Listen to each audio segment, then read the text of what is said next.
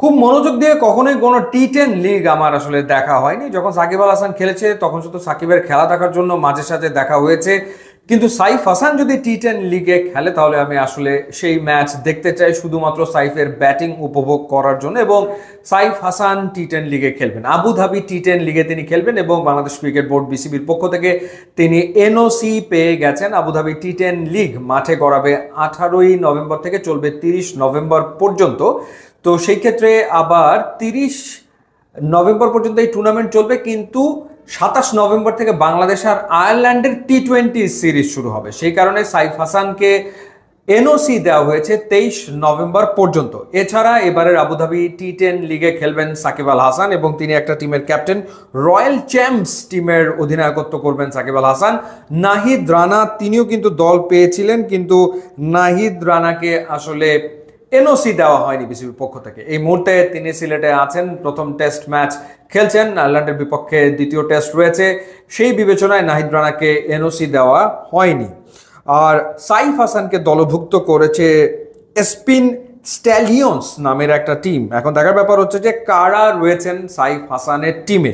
অনেকগুলো বড় নাম কিন্তু এই টিমে রয়েছে Tymal Mills, Tim Seifert, Harbhajan Singh, Andre Fletcher, Avishka Fernando, Sherfane Rutherford, Binura Fernando, Saif Hasan, Ryan Burl, Akhilesh Bodugum, Ali Khan, Ben Cutting, এরপর জোহাইর ইকবাল, এরপর Isa Matiur, Hafizur Rahman, Ashmead Nedd, Matthew Hurst, Monank Patel এবং হর্ষিত শেঠ।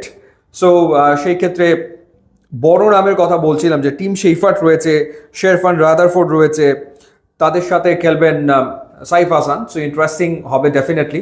আর দেখা যাক, যদি সাকিবের দলের সাথে সাইফ হাসানের দলের দেখা হয় তাহলে তো দুজন মুখোমুখি হয়ে যাচ্ছেন দুই বাংলাদেশি ক্রিকেটার আবুধাবি টি10 লিগে। তো যেহেতু এরপরেই সাইফ হাসান আবার টি20 খেলবেন আয়ারল্যান্ডের এগেনস্টে, সেই ক্ষেত্রে এই টুর্নামেন্ট খেললে তিনি খেলার ভেতরে থেকে আয়ারল্যান্ডের বিপক্ষে টি20 সিরিজে খেলবেন। যদিও এই ধরনের টুর্নামেন্টগুলোতে খেলতে গেলে খুবই সতর্ক থাকতে হয়, কারণ এই ধরনের টুর্নামেন্টগুলোতে স্পেশালি এই ধরনের টি10 লিগে নানা রকমের কিন্তু প্রলোভন থাকে। তো সেই সব বিষয় মাথায় আসলে রাখতে হয় এবং সাইফ হাসানকে অবশ্যই সেই বিষয়গুলোর প্রতি অবশ্যই দৃষ্টি রাখতে হবে, যাতে করে কোনো বিতর্কের ভেতরে তিনি না পড়ে যান। কারণ সাইফ হাসান এই মুহূর্তে বাংলাদেশ দলের হয়ে খেলছেন এবং লম্বা সময় তিনি বাংলাদেশ দলকে প্রতিনিধিত্ব করবেন, সেটা আসলে আমরা প্রত্যাশা করি এবং বাংলাদেশের ক্রিকেটকে অনেক কিছু তিনি দেবেন। সুতরাং এই টুর্নামেন্টে তিনি পার্টিসিপেট করবেন এবং নিশ্চয়ই তিনি সতর্ক থেকে এই টুর্নামেন্টে খেলবেন। ইউটিউব এবং ইনস্টাগ্রাম লিঙ্ক দেওয়া আছে, আপনারা যদি যোগ দেন তাহলে খুবই খুশি হব। And thanks for watching.